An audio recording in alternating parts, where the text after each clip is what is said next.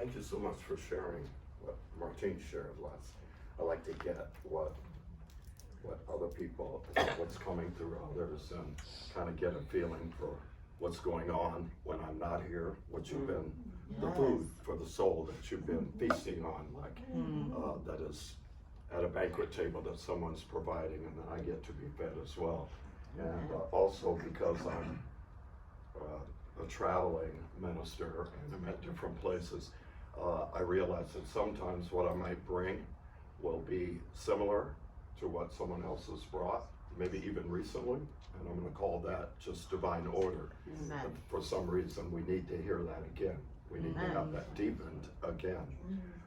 Every end of the year, I just remind people that you will not have a happy new year unless you actually become a happy you. Because wherever you go, there you are. Yep. And we call it a new year, like the year ends on the 31st. We wake up the next day and it's 2020, when last night it was 2019. And it's not a real new year. Time really is just one continuous, unending series of moments of now. So we break up time into years, we break it up into decades, we break it up into months and days so that we can have an opportunity to have a new beginning. The truth is that we're just living the eternal now. I remember the S program, it just said all there ever is regarding infinity is now, now, now, now, now, now, now. And your moments of now never stop. And your moments of now are the only true moments you're actually living. We're only in this moment living now. And in the now we have memories of what we call the past. And we have hopes or anxieties about what we call the future. But we're just living in the moment of now. And it's who I am that needs to continuously be upgraded. We notice with cars and cell phones and computers, they're always coming up with new versions, like a speedier one that downloads quicker, one that has a better camera, one that has better sound. All of what is in the material world is always being upgraded, and sometimes we forget that our job is to upgrade ourselves. So I have brought to you, I have reminded you of Neil Donald Walsh's statement that each moment offers us an opportunity to create ourselves anew. What Jesus called being born again. To create ourselves anew. We have that opportunity in every moment to create ourselves anew, and I love how he says this, as the grandest version of the greatest vision we have ever had of who we are. To recreate ourselves anew, I'll say it twice more, as the grandest version of the greatest vision we have ever had of who we are or who is possible for us to do. So right here in this moment, you have an opportunity to recreate yourself anew as the grandest version of the greatest vision you have ever had of who you are. I just want us to take a moment and shut our eyes. If it is your opportunity to recreate yourself anew as the grandest version of the greatest vision you have ever had of who you are and who you can be, who is that? Who is this grandest version of the greatest vision? What is your greatest vision of who you are? What is your greatest vision you've ever had of who you are? What does that look like? What does it feel like to be the grandest version of the greatest vision of you? You must be born again, Jesus says to Zacharias. When Zacharias, who knows all the scripture, knows all the law, says, what's the secret? Well, the secret is you can't just keep being the same old you. The secret is you must be born again. Because of who I think I am, at the end of December in 2019 is the same old me I am. When I wake up in 2020, guess what? I can make all the resolutions I want, but it won't change the important thing, which is who I think I am. You can open your eyes. Talked before about something I got from my mom way back when I was in grade school, so it was either the 50s or the early, no, it had to be the 50s. Back when she said she went to some retreat. She was an organizational development person, and she went to a retreat and she came back with a thing called Cart Before the Horse. And Cart Before the Horse is how most people live and how most people are trained to live. Cart Before the Horse is have, do, be. Cart before the horse is we think if we have something that we don't have, it will allow us to do something we aren't doing, which will allow us to be something we're not being. So all of us still have deep in our psyche this impulse to believe what is missing is something I don't have. If I just have something, and for a lot of us that's more money. Some of us it's a significant other. For some of us it's whatever material thing. I need a better car, I need a bigger apartment, I need this or I need that. And if I have that, then I can do more than I'm doing. And then boy, I can be somebody. I can be who I think I can be. But that's the cart before the horse. The truth is that our first assignment is to be more.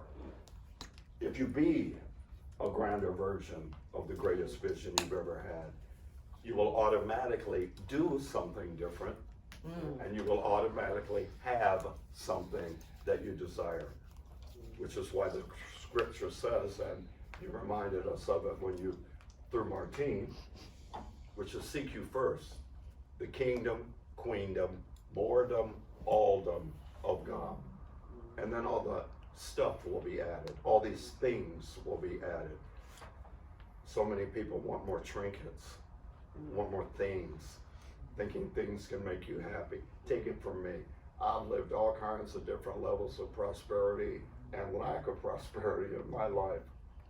I've lived in a 6-bedroom house with 2 living rooms on 2.5 acres of land and was miserable there inside. I've also lived in a one small little room in Harlem where I had to share a bathroom with people from all over the world, and my room was no more than a little closet, and I had $6 a day to feed myself, and I was so happy.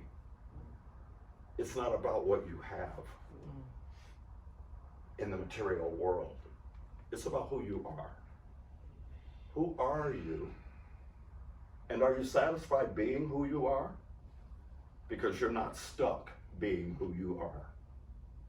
You can always upgrade by creating yourself anew in the grandest version of the greatest vision you have ever had of who Mayim could be. There is no limit. That's the good news. We can be born again and again and again and again. The only thing is, Jesus told Zacharias, don't be amazed, don't be alarmed, don't be blown away, but the birth that your mother presented you with, your mother, you were born from your mother. She got you to the planet. She got you into the physical world.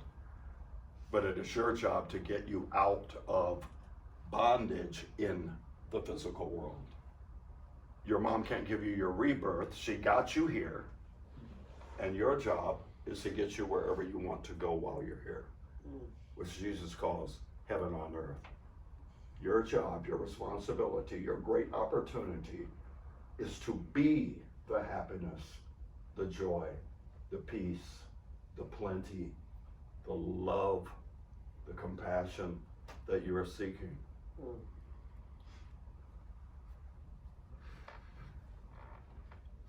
People's resolutions.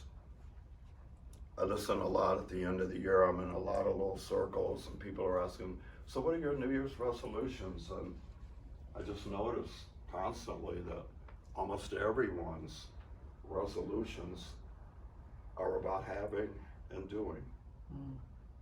Hardly ever do I hear anyone talk about a resolution to be a better me, to be a more peaceful me, to be a more loving me, to be a grander version of who I have been. It's always a have or a do. Well, this year I want to have a new car. This year I want to get a new place. This year I want to have more money. This year I want to have something they quote unquote don't have. Or then there's the do. This year I'm going to finally learn to speak Spanish. This year I'm going to learn to play the piano. This year I'm going to start actually tithing to my church. This year I'm going to call my mom more often. The haves and the do's. But I want to remind us all to resolve to be someone different, to be born again. The only thing Jesus reminds me of about being born again, everybody claims they want to be born again, but so few people want to die. And you must die if you're going to be born again. You can't cling to the same old you, the same old self, with the same old story. In order to be free, you have to let go of the story of your pain. And I've noticed how precious for many of us the story of our pain is. We tell it over and over. It's our alibi and our excuse. It's the way my father treated me or mistreated me. The way my mother mistreated me. How I was invisible in my home. How we were impoverished in my home. This is the story of my pain. This is what is keeping me from being the happy camper I've always wanted to be. And many times, if you ask people, are you willing to let go of the story of your pain? They either say, I've tried and can't do it, which is just another tale we tell ourselves. I've tried for 30 years to forgive my father. Well, another thing that comes from the S program is trying is nothing. If I try to lift this chair, I'll never lift it. Because trying is not doing. It's pretending to do. It's efforting. And it's blaming the chair for being too heavy. I can't lift it. I tried. This is doing. So as long as we're trying to forgive someone, that's just getting us off the path. Because we're pretending that what we're trying to do is impossible to do. But if we just do it, knowing that all things are possible, we can let go of the story of our pain with our exes, with those who abused us, anything. But it's about, is that what you want? Because sometimes having the story of your pain can be such a high, such an adrenaline rush. Every time you think of them, you're filled with power. Negative power, but power. Upset is such a rush. It's such a rush. You can get a rush from grieving. You can grieve something for years and years, and there's something that you feel alive when you're grieving. So do you want to stop and move on? Well, I say I do, but where will I get this high? If I stop being angry, where's my high? Where's that full life force? What would I do without it? I'm constantly checking inside, If I have the slightest inkling that I'm not in the garden, if I have the slightest inkling that I am not experiencing the fullness of my joy, I know it's not anything out there. I know I'm choosing, for whatever erroneous reason, I'm choosing to be upset. One thing I love about the Course in Miracles is the one lesson that it teaches: God is in everything I see because God is in my mind. There are scriptures from the Bible that say that. They say a good person, out of the goodness of their heart, sees good. You see who you are, or you see who you think you are. But it said a suspicious person, or it calls in the Bible an evil person, a dark person. What do they see? Darkness everywhere. Darkness. I mean, we all live in the same country, but we don't all live in the same experience of being in this country. We name people good or evil, and we do not want to be wrong. We refuse to be wrong. If someone comes up on our screen and we call that person evil, if we call that person a shadow person, if we call that person whatever, anything in that grouping, we certainly will continue to look for evidence to support our claim. If we are love, we will see love. Everything is a projection of who I am. Have you ever had the experiences of being very, very clear that this body is a spacesuit and that you are light inside of it and that these eyes are just goggles? Have you ever been in that holy moment where you know you are not human?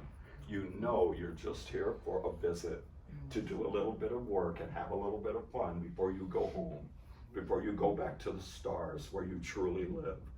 In those moments of what the Course calls holy instant. In those holy instants, I totally get, I'm not this body. This isn't Carlos. This is his spacesuit. I'm not the blood and bones and stuff that makes up this 32 cents worth of material body. I'm a light being inside. When you have those moments of, I know many of you have, if not all of you at some point, you are clear. You are clear that you are the light of the world. When I think about recreating myself anew in the grandest version, it's almost beyond words. It's a being of love not mixed with hate, joy not mixed with sorrow, life not mixed with the thought of death. Another thing I believe that was on that thing you read from Martine, we are eternal.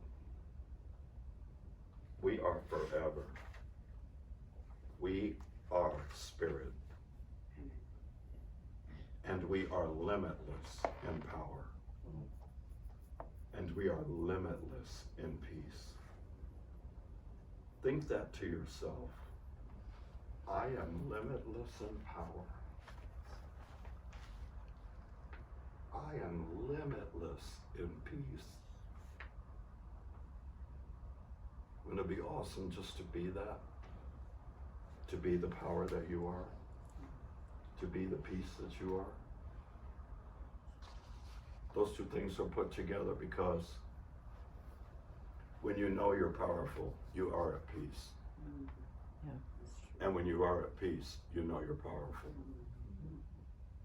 That's what I was reminded of at the beginning of this year. And so I wanted to come and remind you. You are limitless in power. How does that feel to know that? Limitless in power. You are limitless in peace. It's who you are. Please accept the opportunity to recreate yourself anew as the next grandest version of the greatest vision you have ever had of who you are. Think about that again. What does that look like? What does that feel like?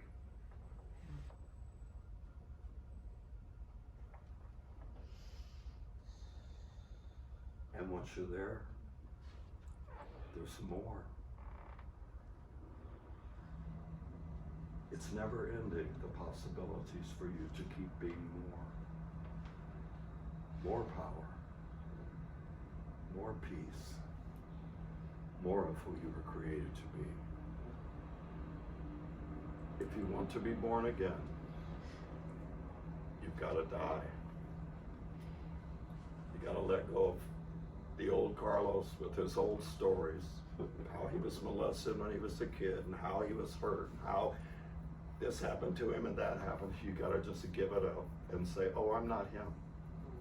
I constantly refer to moments in what looks like my lifetime as him. I don't say I was. Well, that's back when I was, I go, oh, he was a trip. He was a trip. He really was. I had to step out of him and step into me.